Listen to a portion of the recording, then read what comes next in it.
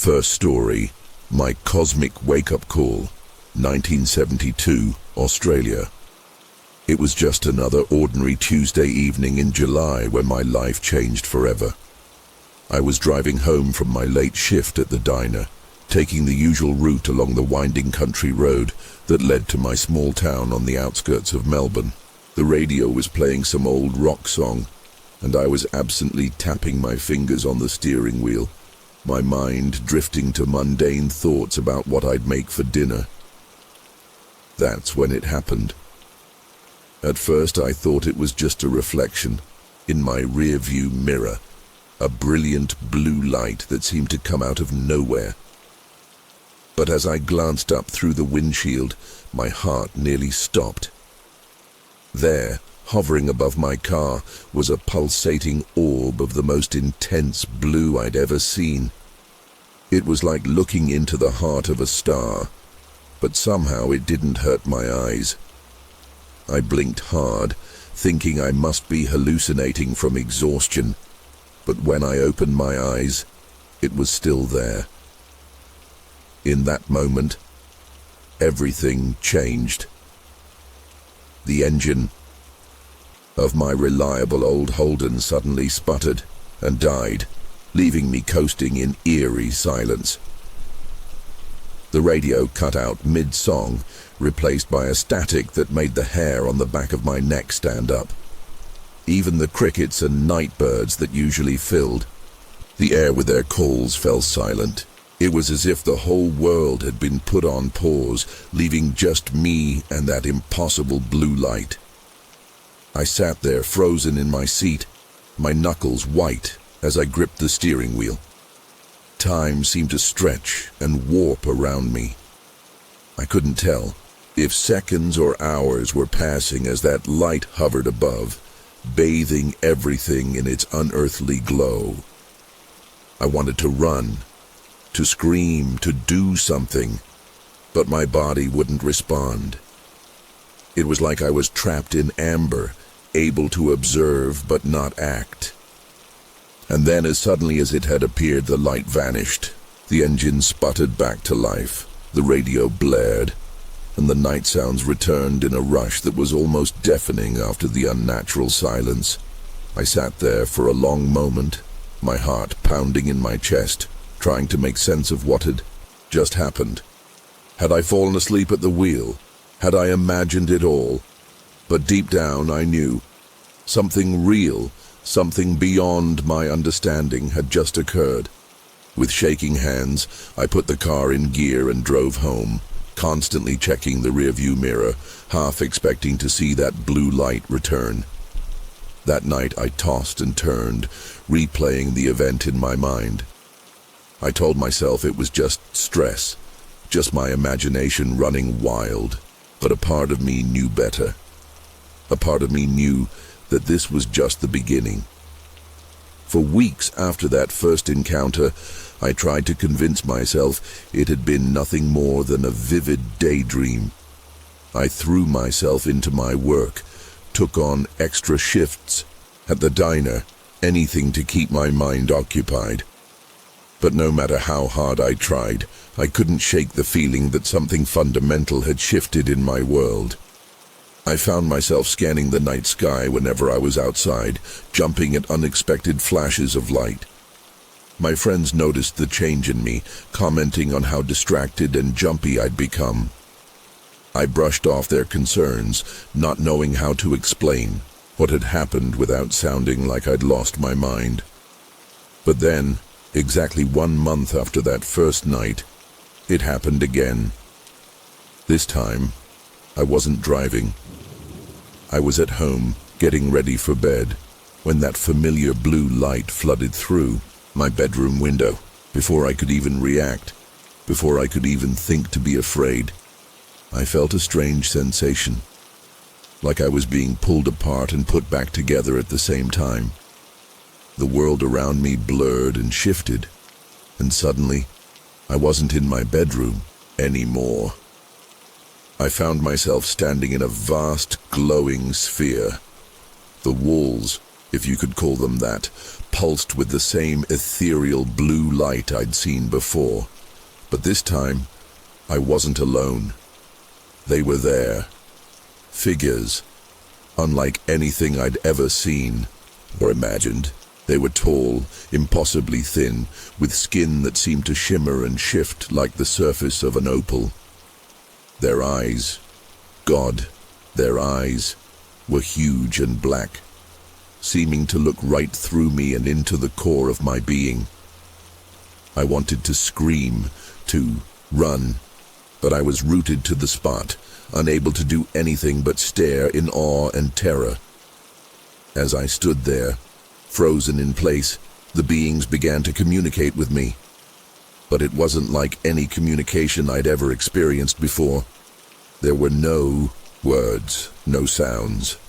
Instead, it was as if their thoughts were being poured directly into my mind. Images, feelings, and concepts flooded my consciousness faster than I could process them. I saw visions of Earth from space, its blue and green surface swirling with white clouds. Then, suddenly, I was seeing other worlds, planets with rings of fire, moons covered in oceans of liquid metal, and star systems beyond anything our astronomers had ever discovered. The stream of information was overwhelming, and I felt like my brain was going to short-circuit from the sheer volume of it all. Through it all, one message came through clearer than the rest. We are not alone in the universe, and we are being watched. The beings, I couldn't bring myself to call them aliens, it seemed too simple a term for what they were, seemed to be studying me as much as they were showing me these incredible sights. I could feel their curiosity, their interest in humanity, but also a sense of concern or maybe even pity. It was like they saw us as children playing with fire, unaware of the greater cosmic forces at work around us. I don't know how long I was in that sphere. Time seemed to have no meaning there. It could have been minutes or days. But eventually, the flood of images and information began to slow. The beings communicated one last thing to me, a sense of purpose. They wanted me to remember, to understand, to share what I had experienced. And then, just like that, I was back in my bedroom. The blue light faded, and I found myself standing exactly where I had been, as if no time had passed at all. But I knew, deep in my bones, that everything had changed. The next few days were a blur. I called in sick to work, unable to face the mundane reality of serving coffee and pancakes when my mind was reeling from what I'd seen. I tried to write down everything I could remember, but it was like trying to describe a hurricane while you're in the eye of the storm. The visions, the feelings, the sheer enormity of what I'd experienced, it all seemed to slip away like sand through my fingers the moment I tried to put it into words. I knew I had to tell someone, to share what had happened to me, but who would believe me? I could barely believe it myself, and I was the one who had lived through it. I started small, trying to talk to my closest friends about it. I told them about the blue light, about the sphere, about the beings.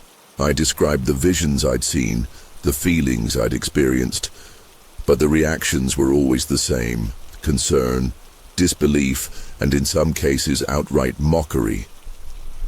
"You've been working too hard," they'd say, or "maybe you should see a doctor. You might be having hallucinations." One friend even suggested I might have a brain tumor, as if that was somehow more comforting than the truth. Their disbelief was crushing.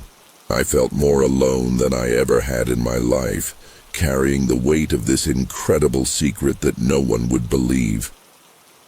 I started to question my own sanity. Had it really happened, or was I losing my mind? But every time I started to doubt, I'd remember the intensity of those experiences, the vivid blue light, the alien touch of those beings' minds against my own, the incredible visions of worlds beyond our own. It was too real, too profound to be a hallucination or a dream. I knew what I had seen, what I had felt. The truth was out there, and somehow, for reasons I couldn't understand, I had been chosen to witness it. As the weeks passed, I found myself caught in a strange limbo between two worlds. On the surface, I tried to maintain some semblance of normalcy.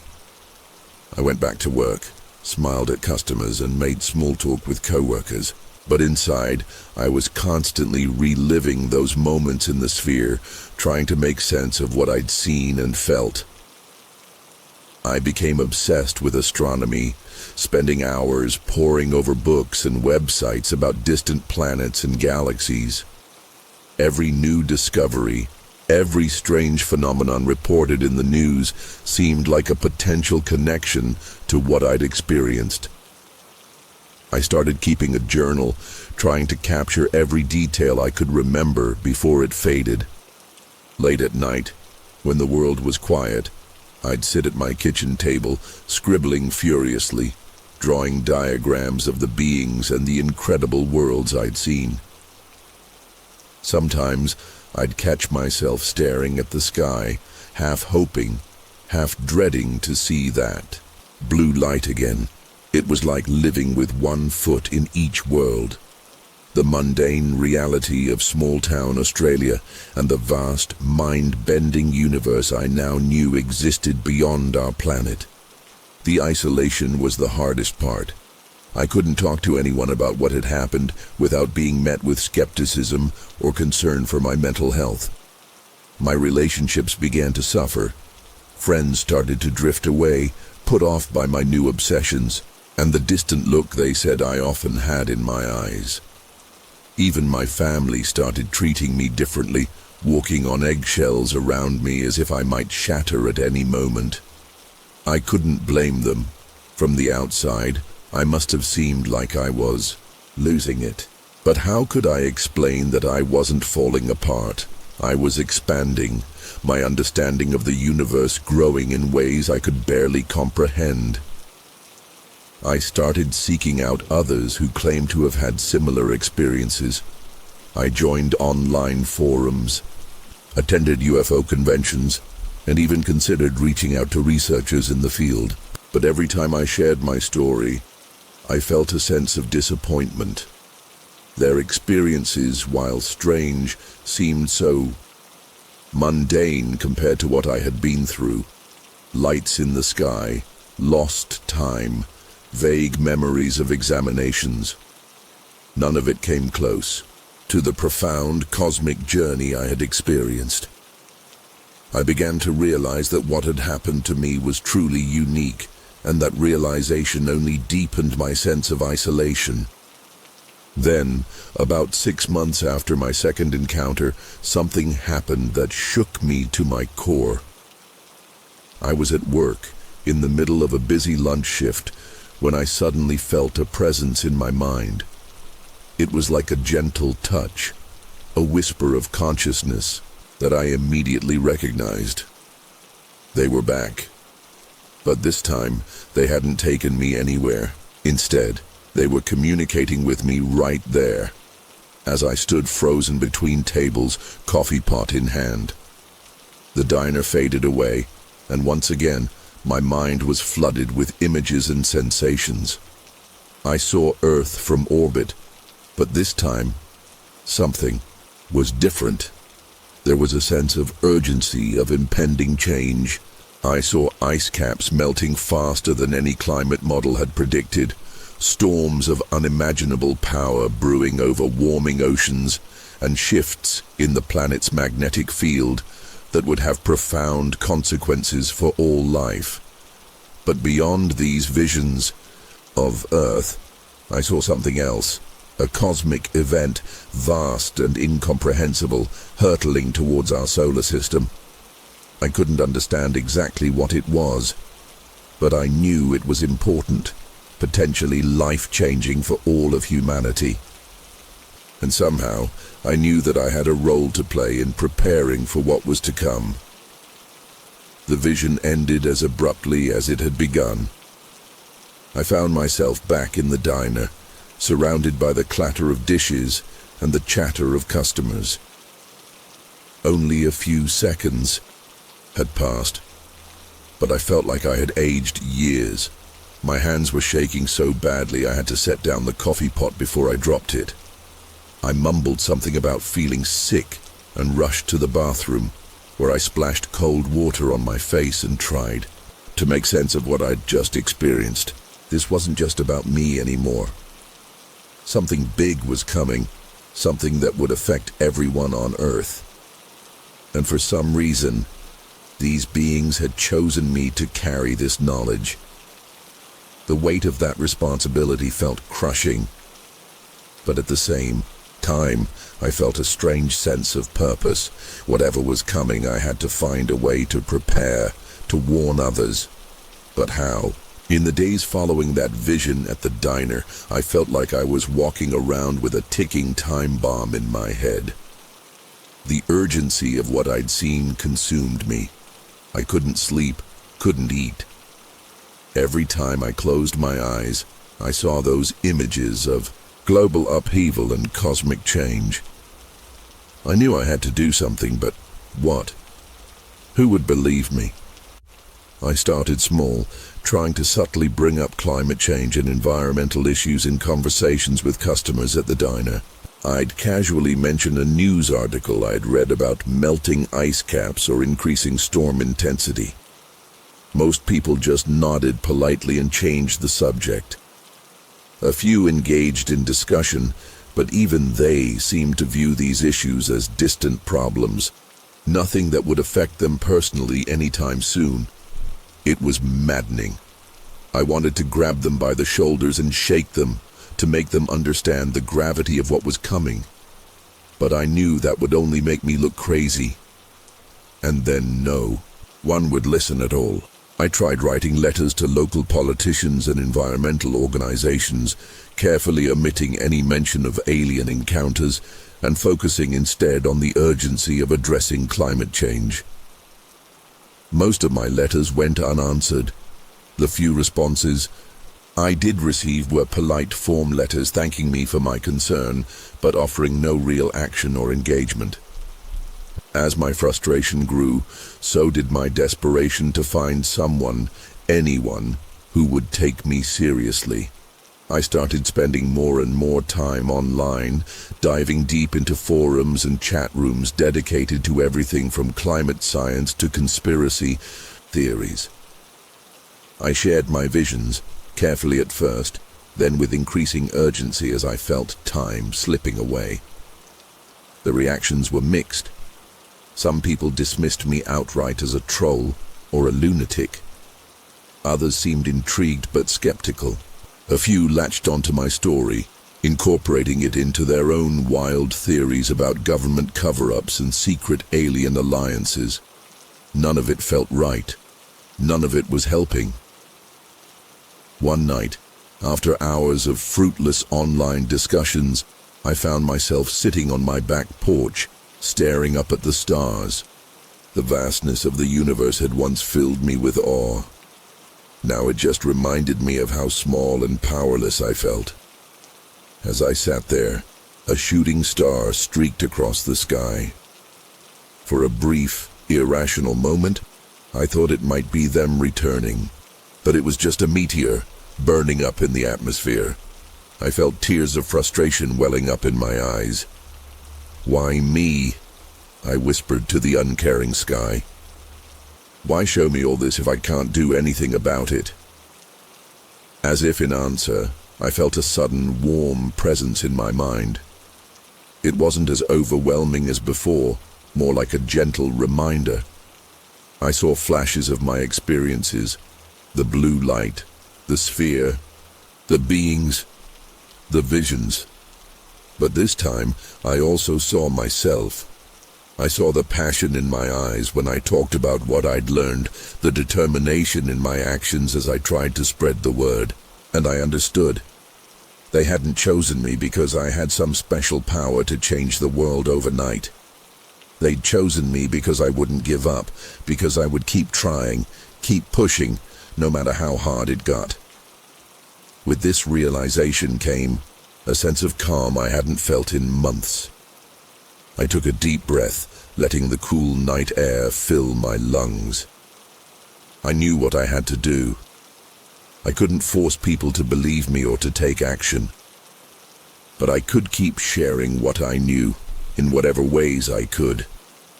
I could live my life in a way that reflected the truths I'd been shown.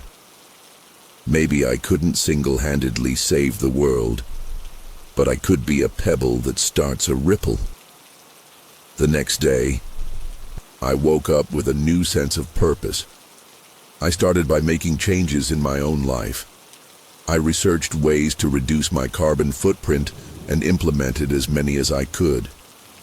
I started a small vegetable garden in my backyard, learning about sustainable farming practices. I volunteered for local environmental cleanup efforts and joined a climate action group in my town. These actions might have seemed small in the face of the global changes I knew were coming, but they gave me a sense of doing something tangible.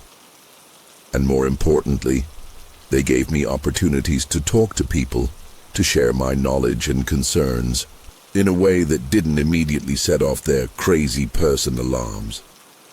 Slowly, but surely, I started to see small changes in the people around me. A coworker asked me for tips on composting. A regular customer at the diner mentioned they were thinking about installing solar panels. My next-door neighbor joined me in my gardening efforts, turning it into a small community project. None of these people knew about my encounters or the full extent of what I'd seen, but they were starting to wake up to the realities of our changing world, and that gave me hope. As months turned into years, I found myself settling into a new rhythm of life. The memories of my encounters remained vivid, but they no longer consumed my every waking moment. Instead, they became a driving force, a constant reminder of why I was doing what I was doing. I continued my environmental efforts, gradually expanding my influence. I started a blog where I shared practical tips for sustainable living, interspersed with gentle warnings about the changes I knew were coming. To my surprise, it started to gain a following. People seemed to respond to my earnestness, to the urgency in my words, even if they didn't know its true source.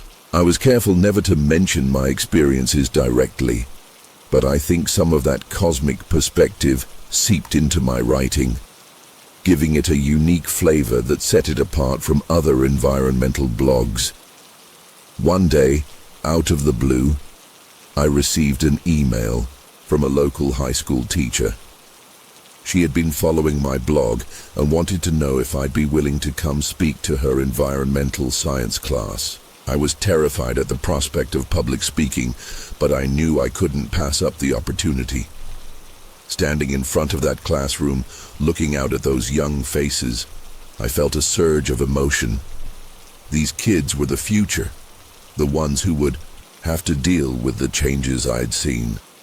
I spoke from my heart, sharing my passion for the environment and my fears for the future.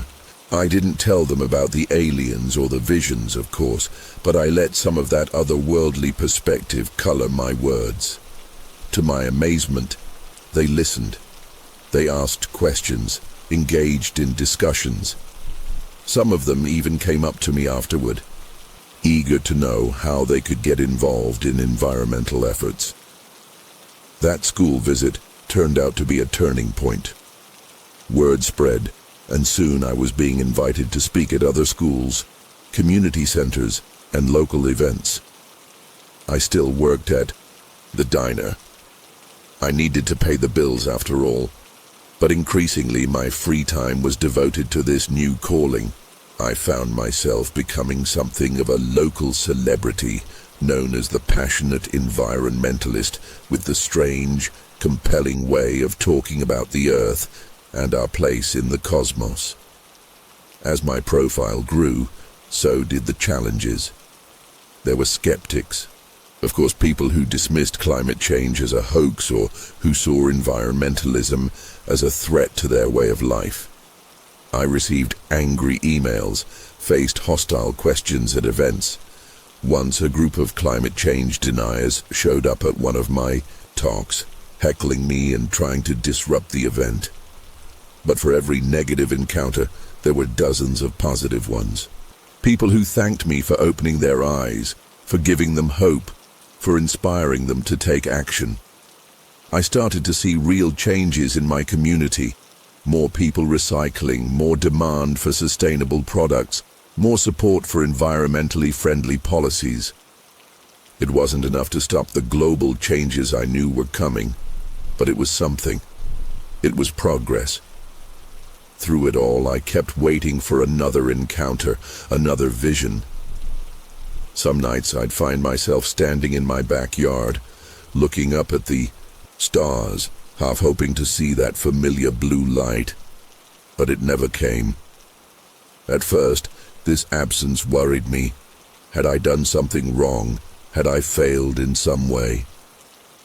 But as time passed, I began to understand. They had given me the push I needed, shown me what was at stake. The rest was up to me, up to all of us.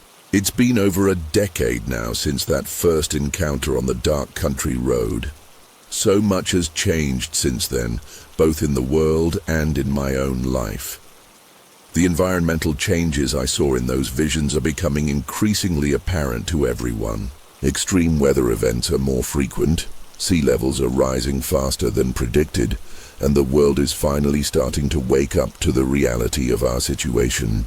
But alongside these challenges, I've seen an incredible surge in human ingenuity and determination. New technologies are being developed, international cooperation is increasing, and more people are committing to sustainable lifestyles. I can't help but wonder if this is what those beings hoped for when they chose to contact me.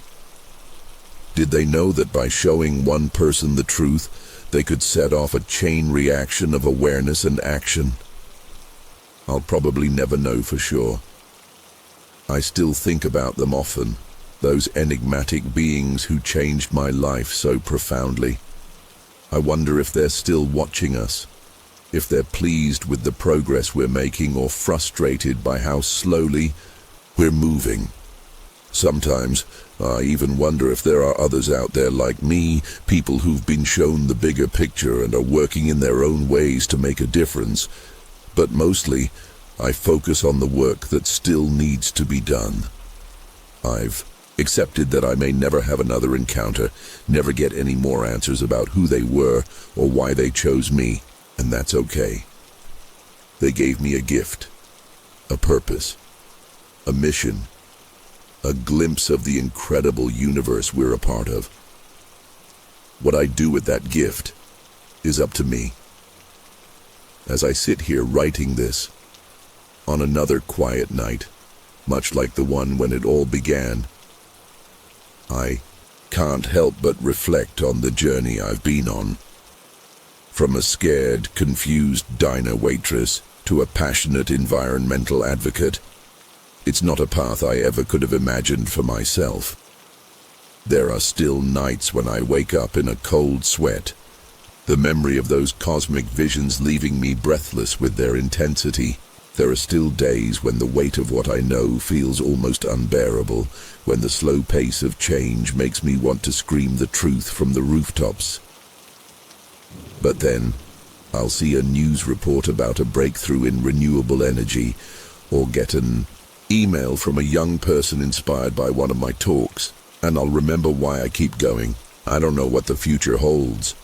The visions I was shown weren't a definitive roadmap, but a warning, a call to action. The details of how it all plays out are still being written by all of us, every day. Sometimes late at night, I'll step outside and look up at the stars. I'll think about those beings, about the vastness of the universe, about the incredible journey that brought me to this point.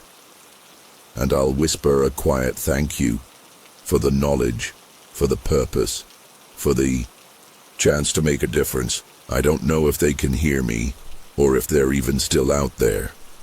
But I like to think they are, watching and waiting, hoping that we'll rise to the challenges ahead. And as I stand there under the infinite sky, I'll make a silent promise to keep fighting, keep sharing, keep pushing for change. Because now I know, in a way few others do, just how much is at stake. This is my story. It's not one I ever expected to tell, and I know it's not one that everyone will believe. But it's the truth, my truth. And if sharing it can make even a small difference in how we treat our planet and each other, then every strange and terrifying moment will have been worth it. We are not alone in this vast universe, and that knowledge, as overwhelming as it can be, gives me hope. Because if we can open our minds to that possibility, then surely we can open our hearts to the changes we need to make to protect our home, our beautiful, fragile Earth. The truth is out there, and so is our future. What we do with both is up to us.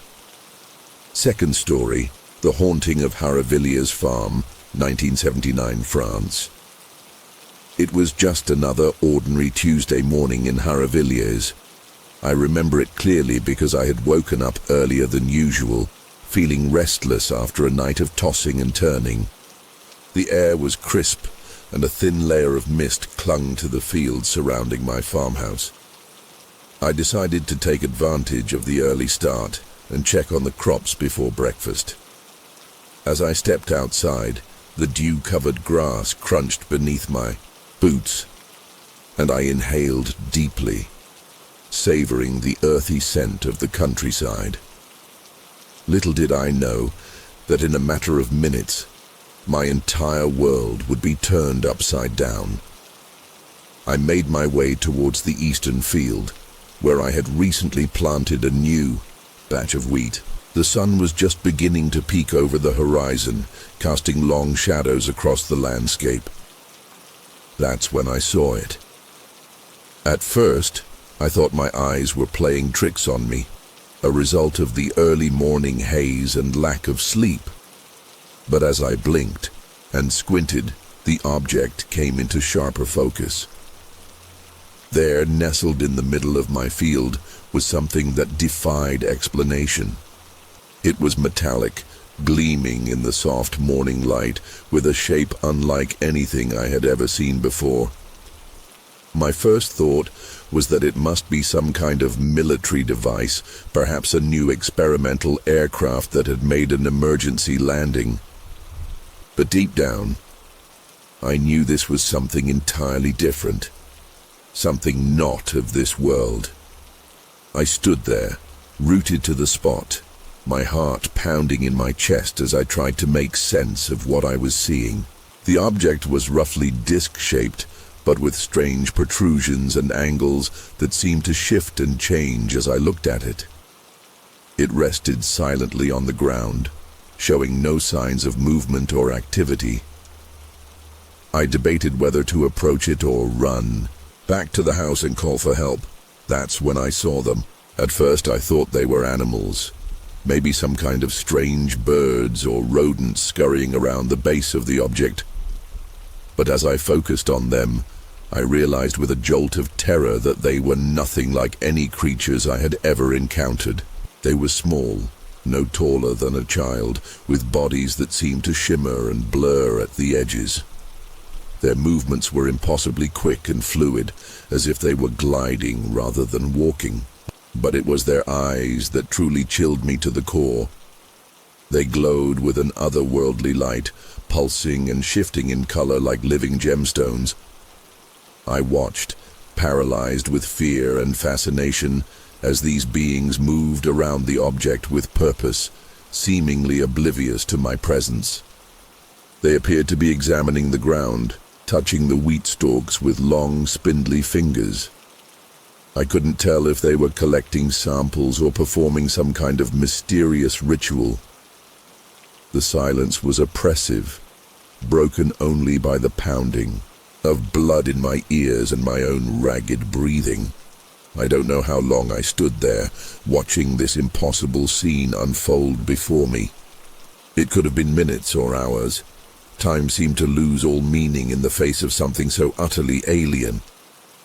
I was vaguely aware that I should do something, run, hide, call for help, but my body refused to obey. I was transfixed, caught in a moment that felt both terrifyingly real and like the most vivid dream I had ever experienced. Suddenly, without any warning, the beings ceased their activity.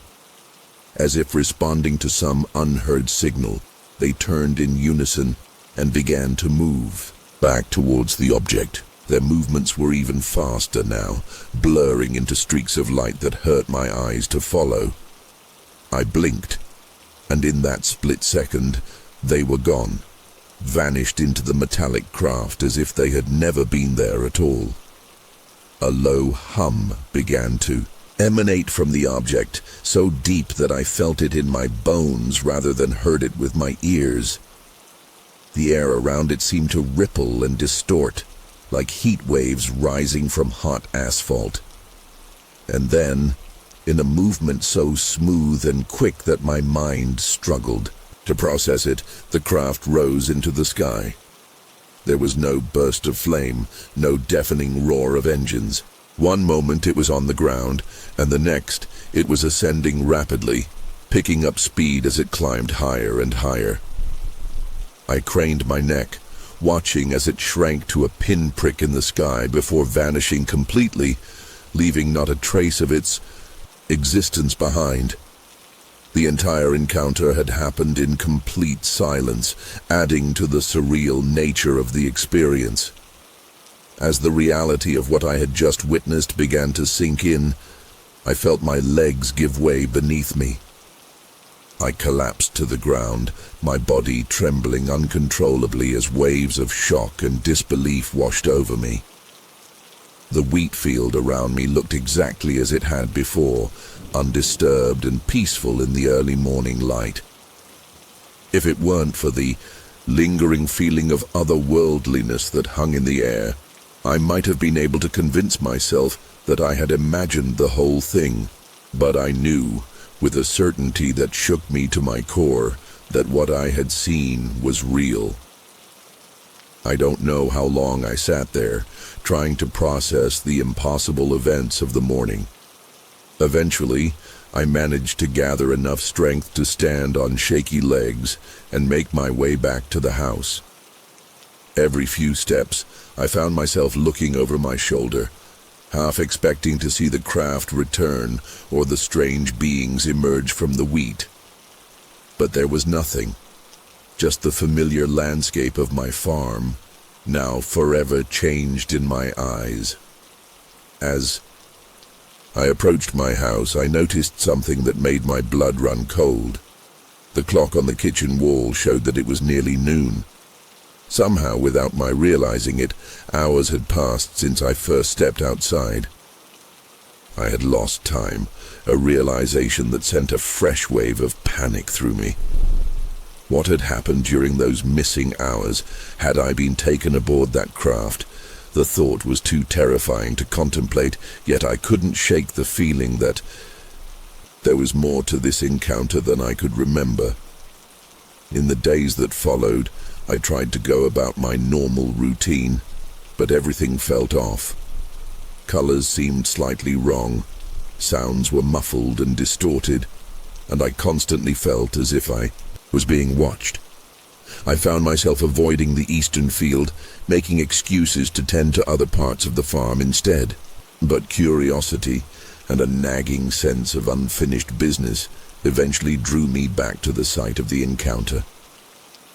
What I found there only deepened the mystery and reinforced the reality of what I had experienced. The spot where the craft had rested was immediately apparent, a perfect circle of dead grass, brown and withered in stark contrast to the lush green surrounding it. I knelt down to examine it more closely, half expecting to find some kind of residue or physical evidence of the craft's presence. But there was nothing, just lifeless vegetation that crumbled to dust at my touch. Over the next few weeks I watched, as the rest of the field flourished, the wheat growing tall and golden under the summer sun. But that circle remained stubbornly barren, a constant reminder of the inexplicable event that had occurred there. I tried replanting it, fertilizing it, even bringing in soil from other parts of the farm. Nothing worked. It was as if the very life had been sucked out of the earth in that spot, leaving behind only a scar on the landscape and on my psyche. As the months turned into years, I found myself becoming obsessed with what had happened that morning. I scoured newspapers and magazines for reports of similar sightings, stayed up late into the night listening to radio shows about UFOs and alien encounters, and even reached out to UFO research organizations to share my story. But the more I learned, the more questions I had. Why had they chosen my field? What were they looking for? And most importantly, why couldn't I shake the feeling that there was more to the encounter than I could remember? The missing time haunted me, a blank space in my memory that I desperately wanted to fill. I considered hypnosis, read about recovered memory techniques, and even experimented with meditation in an attempt to unlock any hidden recollections. But every attempt left me frustrated and more confused than ever. The only tangible evidence I had was that stubborn circle of dead earth in my field, a constant reminder that what I had experienced was real, no matter how impossible it seemed. As the years passed, I noticed other strange occurrences around the farm. Electronic devices would malfunction for no apparent reason, especially when I was near the site of the encounter. Animals seemed to avoid the area, giving the eastern field a wide berth even when grazing, and on particularly quiet nights I could swear I heard that same deep, bone-rattling hum that had preceded the craft's departure. These incidents were subtle, easy to dismiss as coincidence or imagination, but for me, they were a continuous reminder that my world had been irrevocably changed on that fateful morning.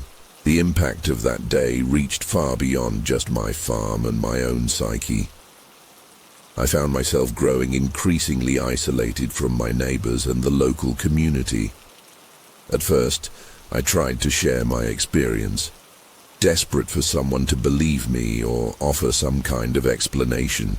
But I quickly learned that people reacted with skepticism at best and outright mockery at worst. Some suggested I'd been drinking, others that I was suffering from some kind of mental breakdown. A few even accused me of making up stories for attention. Eventually, I stopped talking about it altogether, but the damage was done. I could see it in their eyes when I went into town. The sidelong glances, the whispered conversations that stopped abruptly when I approached. I became that crazy farmer, the local oddity to be pitied or avoided. This social isolation only fueled my obsession further.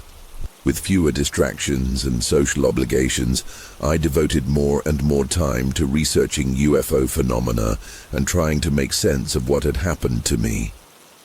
I converted an old shed on my property into a makeshift research center, filling it with books, newspaper clippings, and hand-drawn maps marking reported UFO sightings across the region. I spent countless hours there, poring over every scrap of information I could find, searching for some connection, some pattern that might explain why I had been chosen for this extraordinary encounter. As the years wore on, my fixation on the Event began to take a toll on my physical health as well. I developed insomnia, lying awake for hours each night, replaying the encounter in my mind and imagining countless variations and what-ifs. When I did manage to sleep, my dreams were filled with vivid, terrifying visions of glowing eyes and metallic surfaces, often waking in a cold sweat with a scream caught in my throat. My appetite diminished and I lost weight, my clothes hanging loosely on my frame.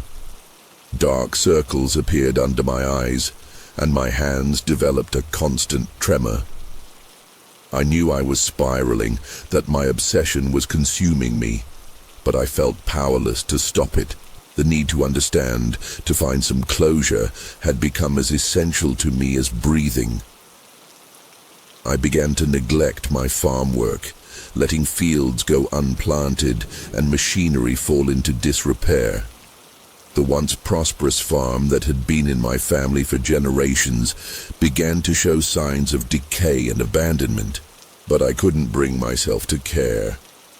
What did mundane concerns like crops and livestock matter in the face of the cosmic mystery I had witnessed? My whole world had narrowed to that single event, that patch of dead earth that refused to heal, and the maddening questions that swirled endlessly in my mind. It was on the 5th anniversary of the encounter that things took an even stranger turn. I had fallen into the habit of spending the night of each anniversary in the eastern field, hoping against hope that the craft would return, that I might get another chance to unravel the mystery. As I sat there in the darkness, wrapped in a blanket and staring at the stars, I felt a sudden, intense pressure in my head. It was as if my skull was being squeezed in a vice, and a high-pitched ringing filled my ears. I clutched at my head, gasping in pain as flashes of images began to explode behind my eyes.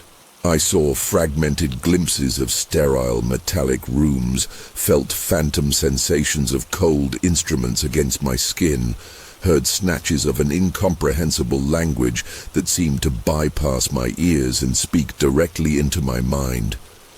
And through it all, those glowing, multifaceted eyes, watching me with an intelligence that was utterly alien and terrifyingly vast.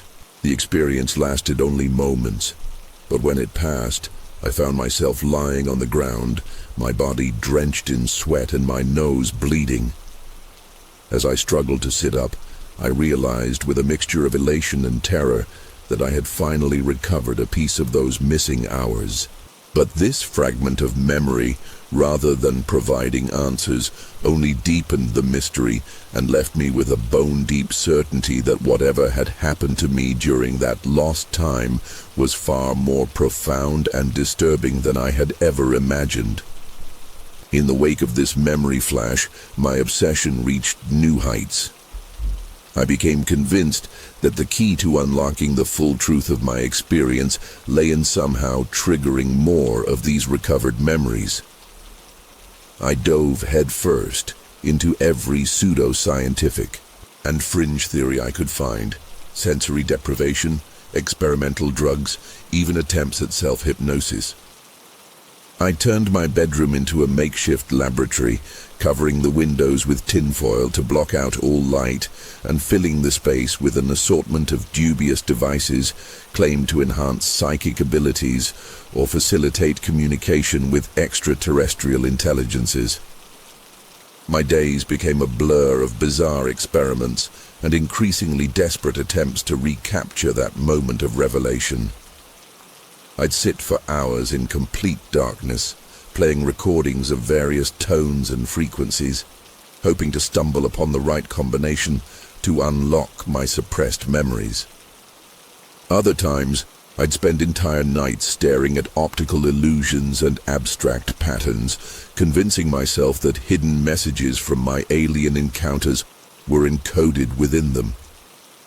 The line between reality and delusion began to blur, and I found myself slipping further and further away from the person I once was.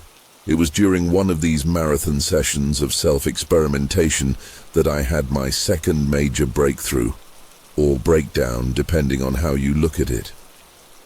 I had been awake for nearly 72 hours straight, subsisting on nothing but coffee and the occasional energy drink, my mind in a haze of sleep deprivation and sensory overload. As I sat cross-legged on the floor, surrounded by flickering candles and the low drone of binaural beats playing through my headphones, something shifted. The room seemed to stretch and warp around me, the shadows taking on impossible depths and dimensions, and then, as clearly as if they were standing right in front of me, I saw them again. The beings from that morning in the field. But this time, I wasn't frozen in fear. Instead, I found myself engaging with them in a silent, telepathic conversation. Ideas and concepts flooded my mind, too vast and complex for my human brain to fully comprehend. I caught glimpses of other worlds, of technologies beyond my wildest imagination, of the true scope and scale of the universe that made our entire planet seem like less than a speck of dust. And underlying it all was a sense of purpose, a cosmic plan of such immense proportions that my role in it seemed simultaneously insignificant and crucially important. When I finally emerged from this trance-like state, I found that another full day had passed. My candles had burned down to stubs, and the batteries in my music player had long since died.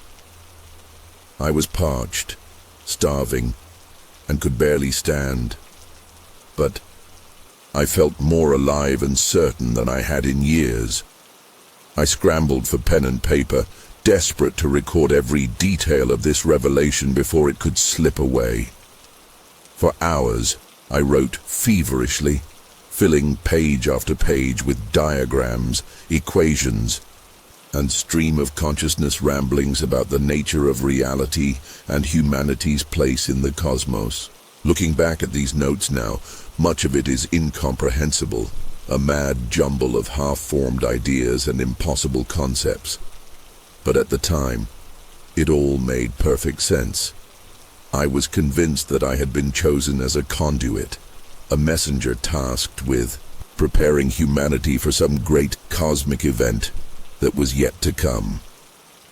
This conviction became the new focal point of my obsession. I began reaching out to others again, not to seek validation of my experience, but to spread what I now saw as a vital message. I started a blog, posting long, rambling essays about my encounters and the truths I believed I had uncovered. I called into late-night radio shows, trying to convey the urgency of my message to anyone who would listen. I even attempted to organize local meetings, plastering the town with flyers announcing lectures on the coming cosmic convergence and humanity's stellar destiny.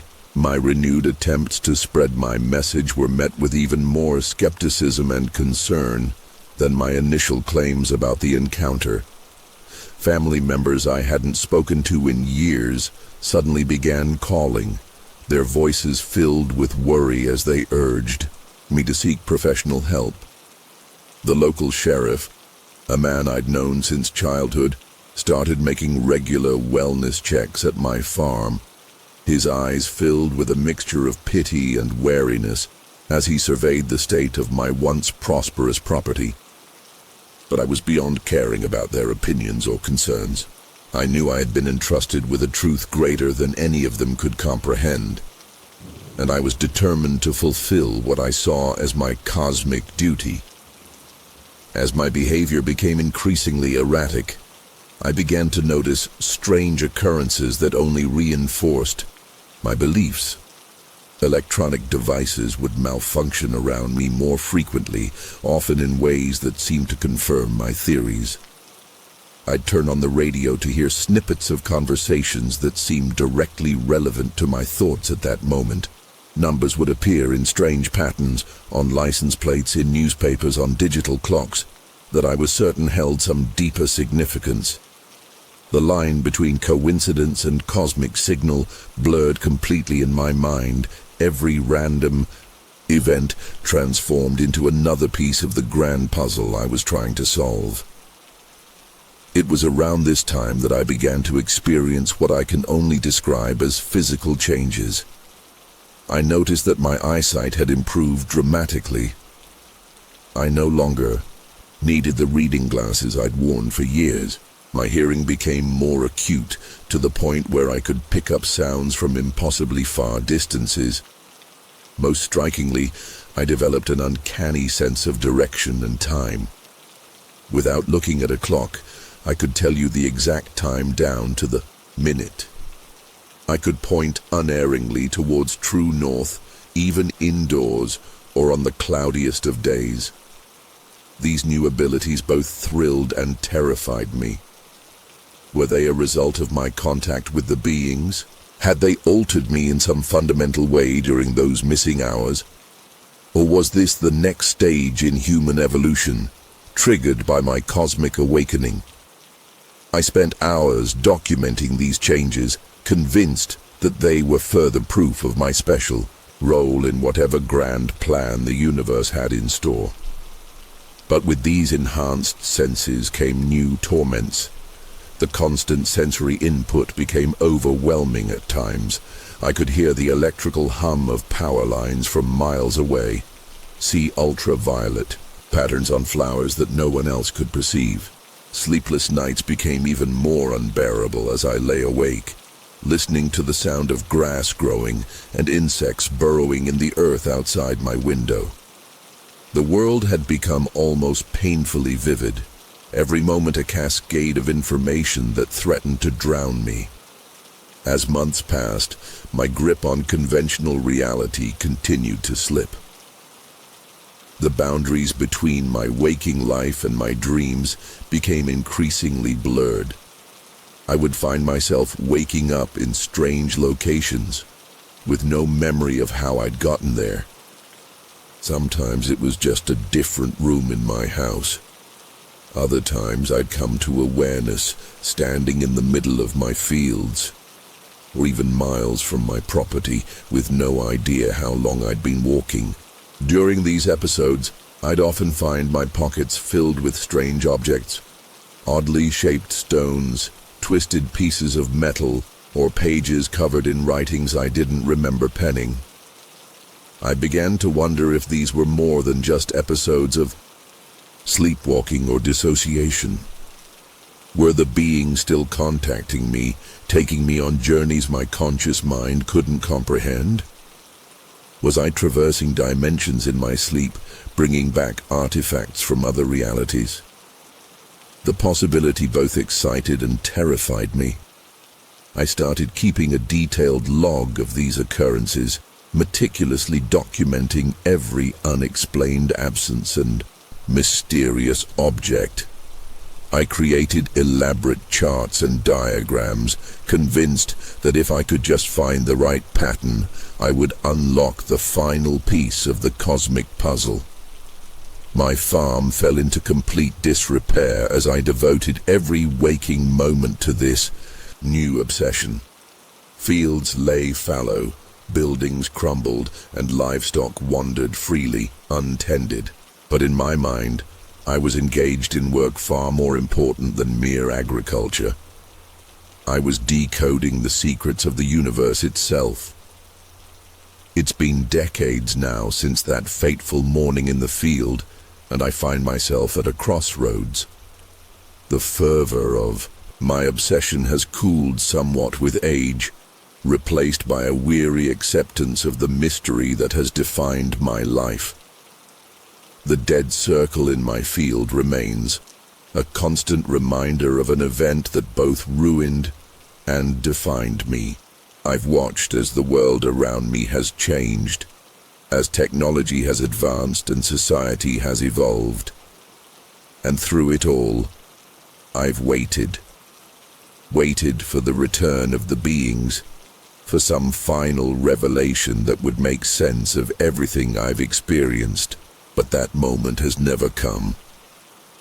Instead, I'm left with a lifetime of questions, a farm in ruins, and a reputation as the town eccentric. Some days, in my clearer moments, I wonder if I truly experienced what I think I did. Could it all have been a hallucination, a vivid dream that I latched onto and allowed to consume my life? But then I look at that barren circle in the field, unchanged after all these years, and I know in my bones that something truly extraordinary happened to me. The enhanced senses I developed have faded somewhat with time, but I still occasionally experience flashes of that hyper-awareness, moments where the veil of reality seems to thin and I catch glimpses of something beyond. I've given up trying to convince others of what I saw and experienced.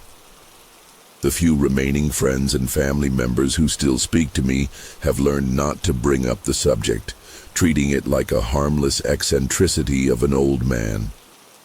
But in the quiet hours of the night, when sleep eludes me and the weight of unanswered questions presses down, I find myself staring out my window at the stars. And I wonder, are they out there, watching? Will they ever return? Or am I doomed to live out my days haunted by an encounter that I may never fully understand? The truth is, I don't know if I'll ever find the answers I've spent a lifetime seeking. But one thing remains certain, that morning in Harravilliers changed me forever, opening my eyes to possibilities both wondrous and terrifying. And no matter what doubts may creep in, no matter how many people dismiss my story, I know deep in my soul that what I experienced was real. The universe is vast and full of mysteries, and for one brief moment I stood at the threshold of one of its greatest secrets. That knowledge, that glimpse beyond the veil of our mundane existence, has been both a blessing and a curse. And as I approach the end of my life, I find myself torn between the hope for one last contact, one final revelation, and the fear of what such an encounter might bring. All I can do now is wait and wonder and hope that someday, somehow, the truth will finally be revealed. If you're enjoying this and want to support the channel in bringing more chilling stories like this, any contribution is greatly appreciated. The donation link is just below this video. It's safe, easy, and fast. No registration required. Even the smallest support means so much. Thank you for joining me on this journey. Third story, my journey from abductee to ambassador, 1980 USA. The night that changed everything started like any other on our ranch. It was mid-July, the air thick with humidity and the chirping of crickets. I remember feeling uneasy as I walked back to the house after checking on the cattle. Something felt off, but I couldn't put my finger on it. The sky was unnaturally clear, stars twinkling brightly overhead. As I approached the porch, I noticed the dogs were unusually quiet. Normally, they'd be barking at anything that moved, but tonight they were silent, huddled together near the barn. I called out to them, but they didn't budge. That's when I saw it, a flash of light in the corner of my eye. I turned, expecting to see headlights from a passing car on the distant road, but what I witnessed instead made my blood run cold. A massive, disc-shaped object hovered silently above our fields, pulsing with an eerie blue glow. It was easily the size of our barn, maybe larger. I stood frozen, my mind struggling to process what my eyes were seeing. The object moved with an impossible grace, defying everything I knew about physics. As I watched, paralyzed with a mixture of fear and awe, smaller lights began to detach from the main craft, descending towards the ground like fireflies. My heart raced, and I felt an overwhelming urge to run, to hide, to do something. But my body wouldn't respond. It was as if time itself had slowed to a crawl, and I was trapped in this moment, forced to witness something beyond my comprehension. I don't know how long I stood there, gaping at the impossible sight before me. It could have been minutes or hours. The concept of time seemed to lose all meaning as I watched the smaller lights dance around the field, moving with purpose. They seemed to be searching for something, or perhaps gathering data. I remember thinking, absurdly, that they looked like some kind of alien research team. The thought almost made me laugh, but the sound caught in my throat as one of the lights suddenly changed direction and started moving towards me. Panic surged through my body, finally breaking the paralysis that had held me in place. I turned to run, but my legs felt like lead. It was like trying to sprint through waist-deep water. I managed a few stumbling steps before I felt something, a presence, behind me. The air crackled with static electricity, making the hair on my arms stand on end. A high-pitched whine filled my ears, growing louder and more intense with each passing second. I wanted to scream, to call for help, but no sound came out. My vision began to blur, the edges of my sight darkening as if I were about to pass out.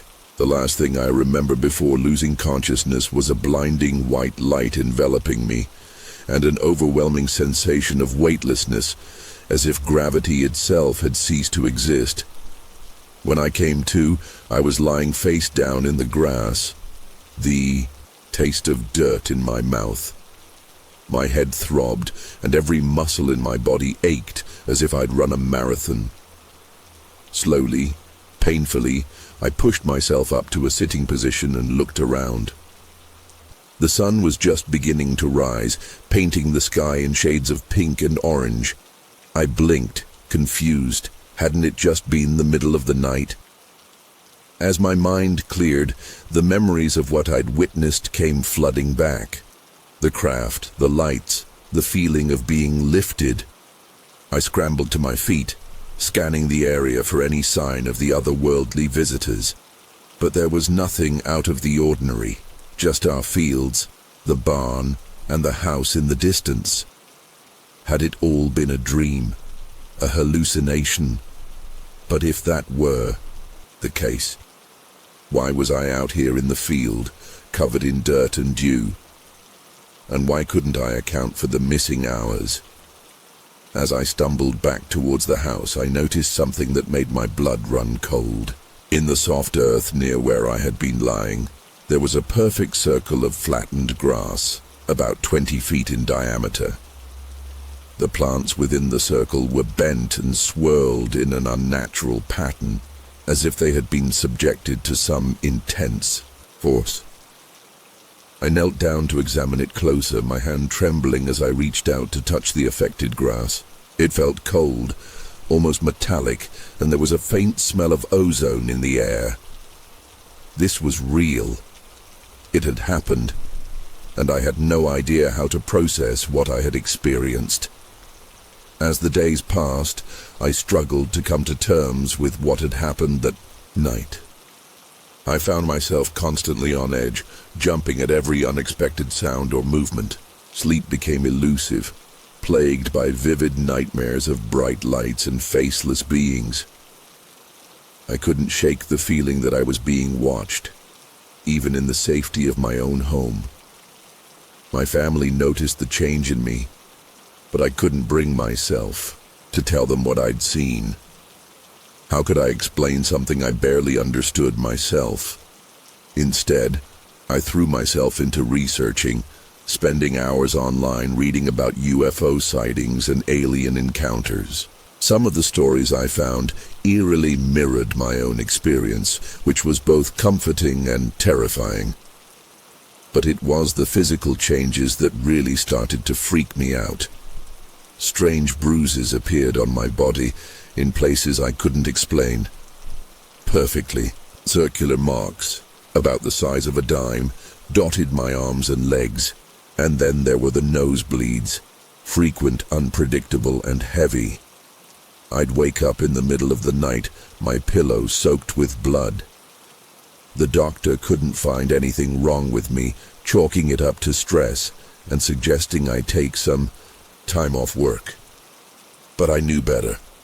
Something had happened to me that night, something that modern medicine couldn't explain or fix.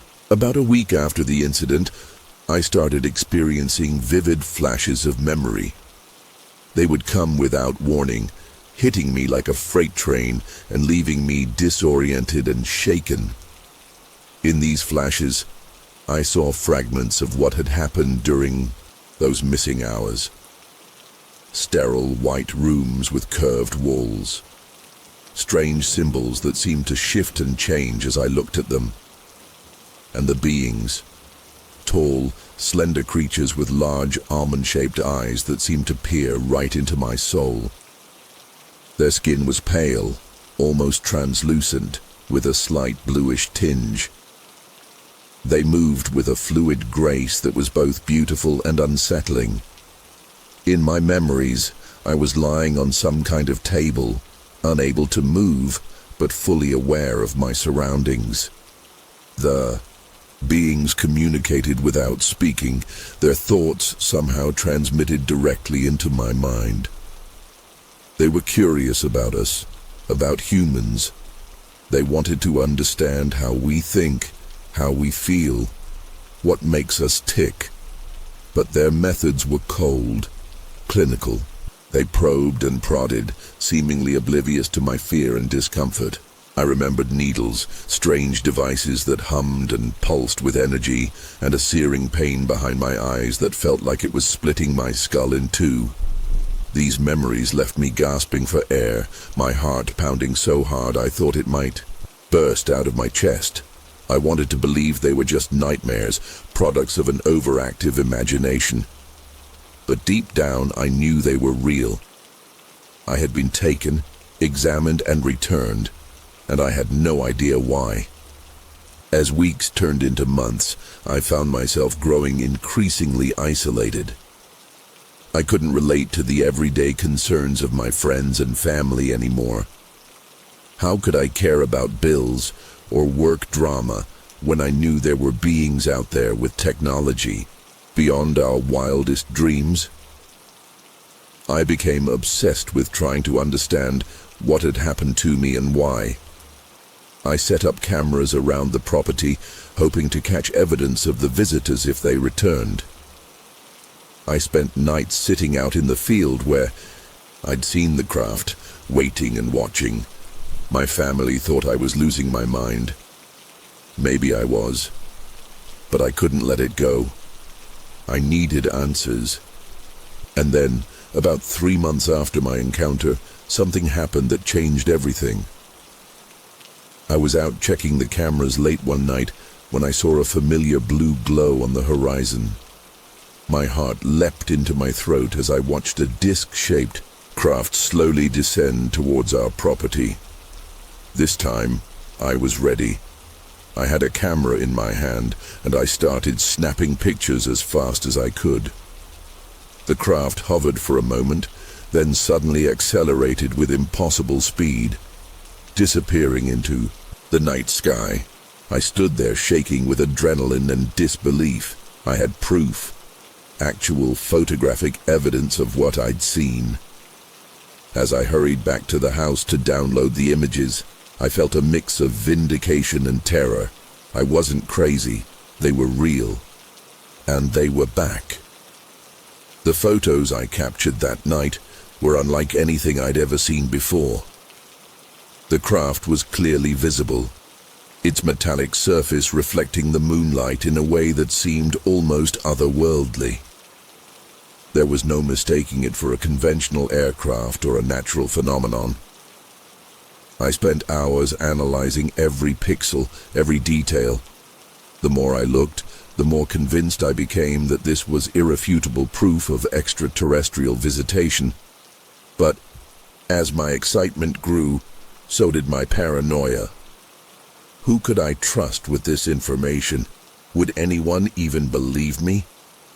I decided to keep it to myself for the time being, at least until I could figure out my next move. Little did I know, my decision to stay quiet wouldn't matter. They already knew I had seen them again. The next few days were a blur of strange occurrences. Electronics in the house started malfunctioning. The TV would turn on by itself, displaying nothing but static. My phone would ring, but when I answered, there was only a high-pitched tone that made my ears ache. At night, I would wake up to find all the clocks in the house stopped at 3:33 a.m. It was as if reality itself was glitching around me. I tried to convince myself it was all in my head, a product of stress and lack of sleep. But deep down, I knew better. They were sending me a message. They were coming back. It was a Tuesday night when they returned. I remember because I'd been watching a documentary about space exploration, ironically enough. The power in the house suddenly cut out, plunging everything into darkness.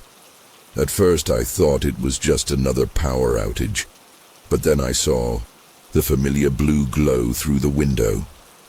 My heart began to race as I realized what was happening. This time there was no sense of wonder or curiosity, only pure, primal fear. I tried to run, to hide, but it was as if my body wasn't my own anymore. I felt myself being pulled towards the door by an invisible force. As I stepped outside, I saw them.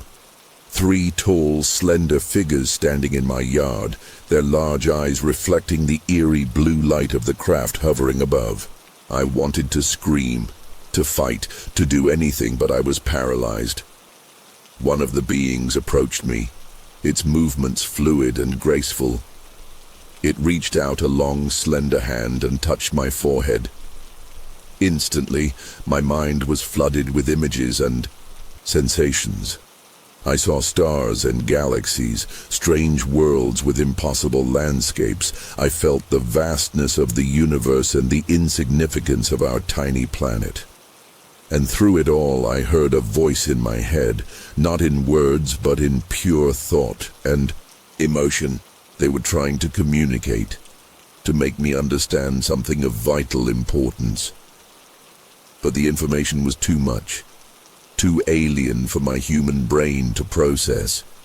I felt like I was drowning in a sea of knowledge, unable to grasp even a fraction of what they were showing me.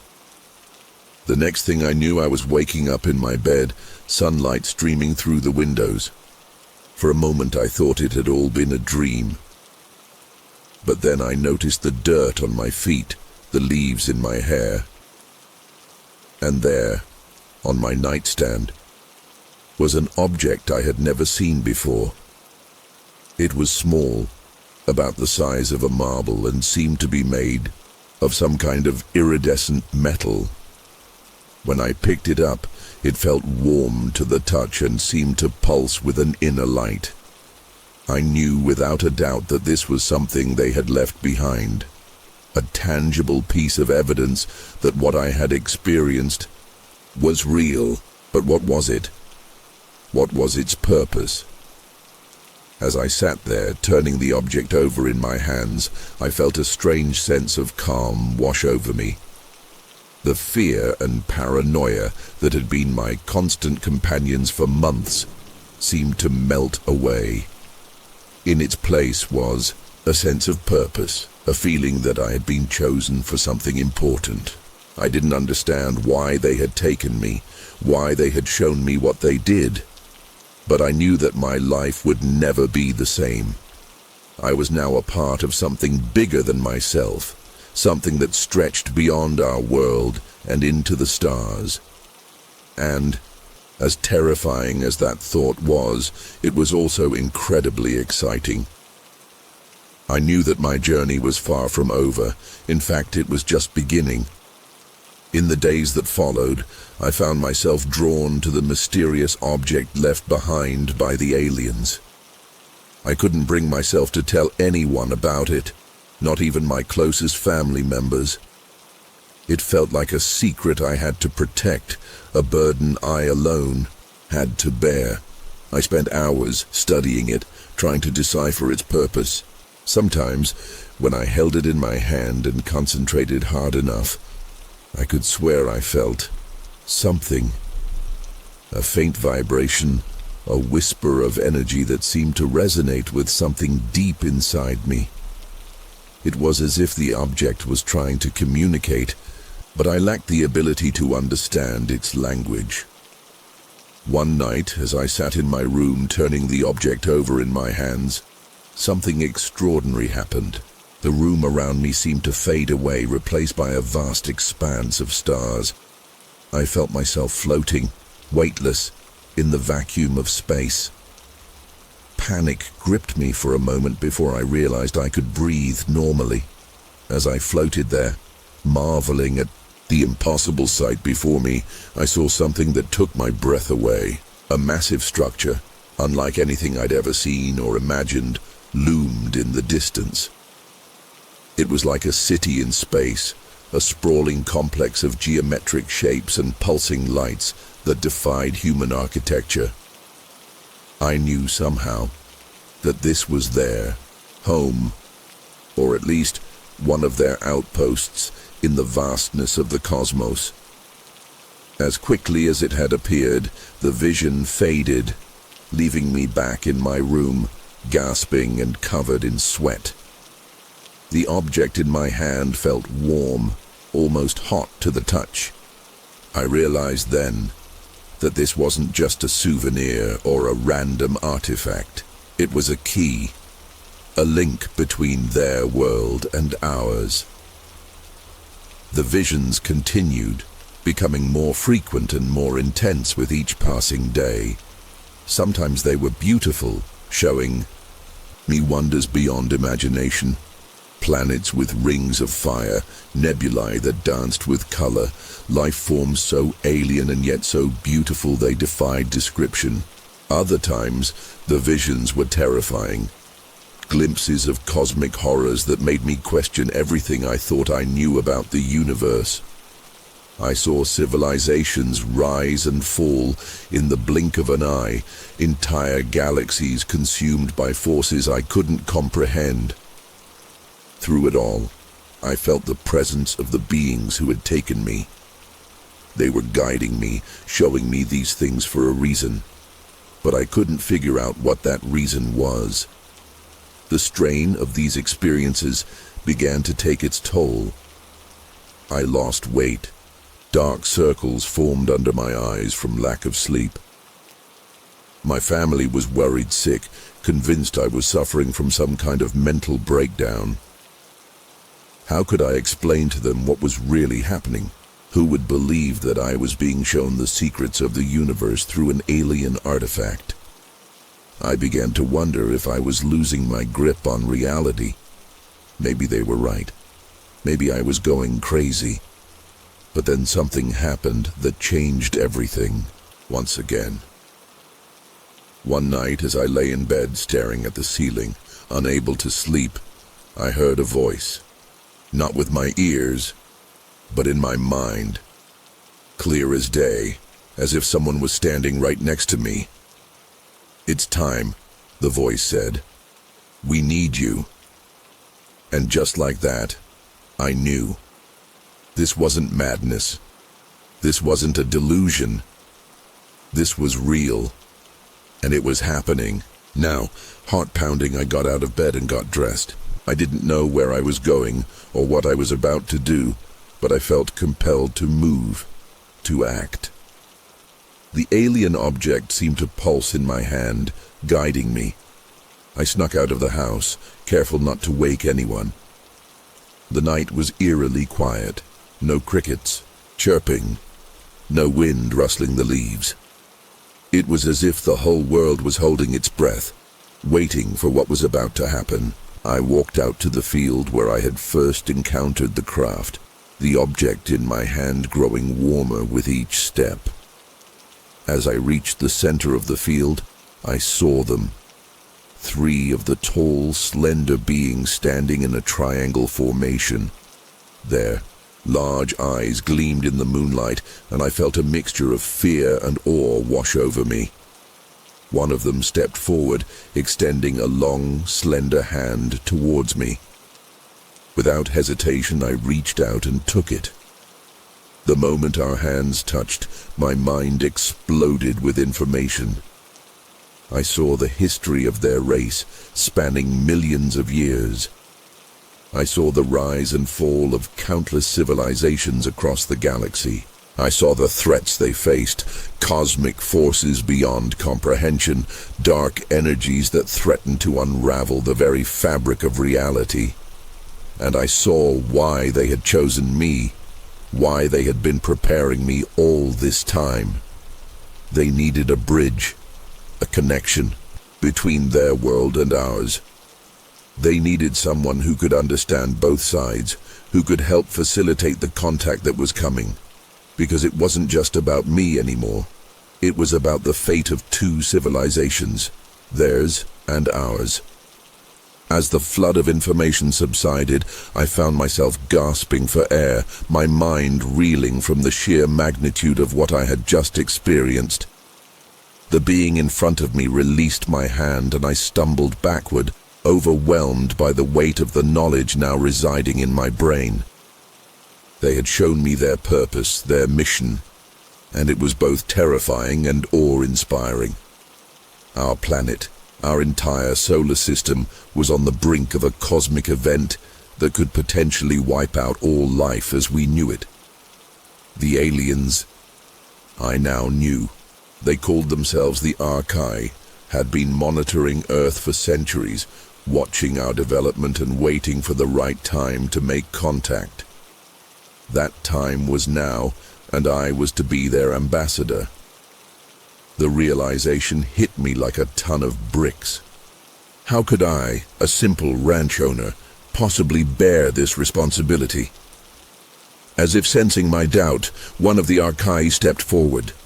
Its large, almond-shaped eyes locked onto mine, and I felt a wave of calm wash over me. Without words, it communicated a sense of reassurance and support. I wasn't alone in this. They would guide me, teach me, prepare me for what was to come. But the choice to accept this role was mine alone. I looked down at the object in my hand, now glowing with an inner light that pulsed in sync with my heartbeat. This was it, the moment that would define not just my life, but potentially the future of our entire species. With a deep breath, I nodded, accepting the monumental task before me. The next few weeks were a whirlwind of preparation and learning.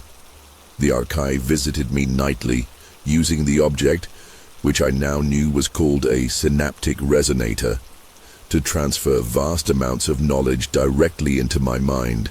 I learned about their advanced technology, their philosophy, their understanding of the universe that far surpassed our own. They showed me the impending danger, a massive coronal mass ejection from our sun, coupled with a rare alignment of celestial bodies that would create a cosmic storm capable of stripping away Earth's protective magnetic field. Without intervention, our planet would be left defenseless against the harsh radiation of space. The Archai had the technology to protect us, to create an artificial magnetosphere that would shield Earth until our natural field could recover. But they needed our cooperation, our trust. And that's where I came in. My job was to prepare humanity for the revelation that we were not alone in the universe and that we desperately needed help. It was a daunting task, to say the least. How do you tell the world that everything they thought they knew about their place in the cosmos was about to change? As I grappled with this question, strange things began happening around me. People I had never met before would approach me on the street, their eyes filled with a knowing look. They would slip me notes with coordinates or cryptic messages. It seemed that others had been prepared for this moment too. A network of individuals, chosen by the Archai to assist in the coming revelation. The day of disclosure arrived faster than I could have imagined. I found myself standing before a hastily assembled press conference, surrounded by government officials, scientists, and military personnel. The world's media was present, cameras trained on me as I prepared to deliver the message that would change everything. My hands shook as I gripped the podium, but as I looked out at the sea of faces, I felt a calm settle over me. I could sense the Archai presence, invisible but supportive, giving me strength. I took a deep breath and began to speak, recounting my experiences and explaining the situation we all faced. As I talked, I could see the expressions in the crowd change from skepticism to shock, to fear, and finally to a grudging acceptance. When I finished, the room erupted into chaos. Questions were shouted from every direction, demands for proof, accusations of hoax or insanity. But then, right on cue, the sky outside darkened. The assembled crowd rushed to the windows gasping, in awe at the sight of multiple Archai ships descending from the clouds, their sleek forms gliding silently through the air. In that moment, I knew there was no going back. The world as we knew it had changed forever. The next few days were a blur of activity.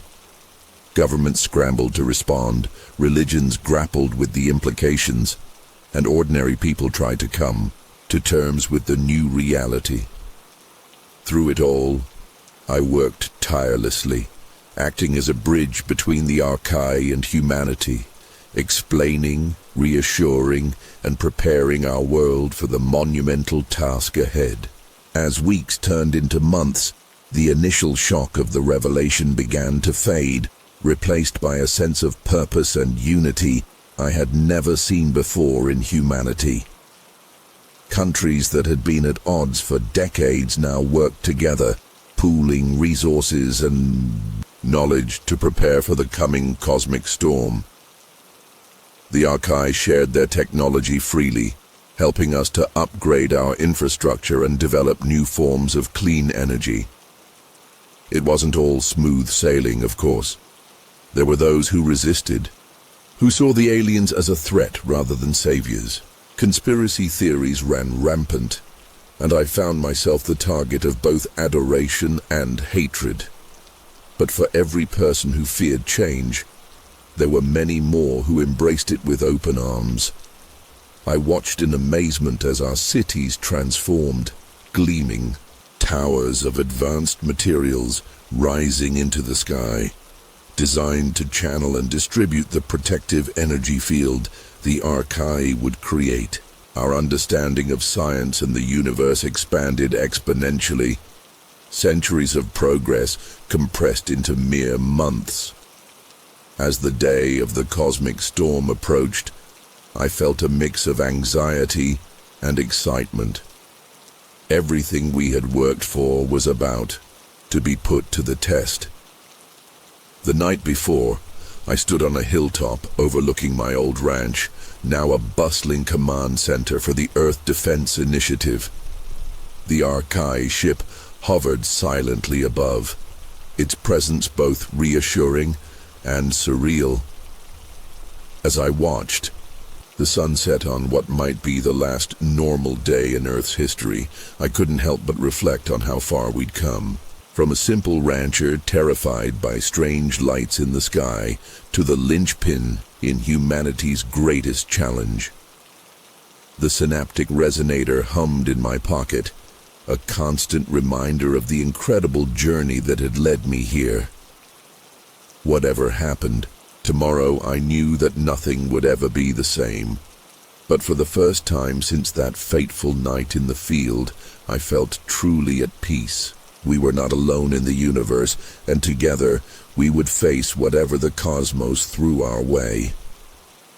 As the stars began to appear in the darkening sky, I smiled. The future was uncertain, but it was also filled with more wonder and possibility than I could have ever imagined. So, what did you think of this story? Did it scare you? Was there a part that gave you chills or stuck with you the most? I'd love to hear your thoughts. Leave a comment below. If you've had a similar experience or have suggestions for improving future videos, let me know too. Thank you for watching and being part of this amazing community. See you in the next story.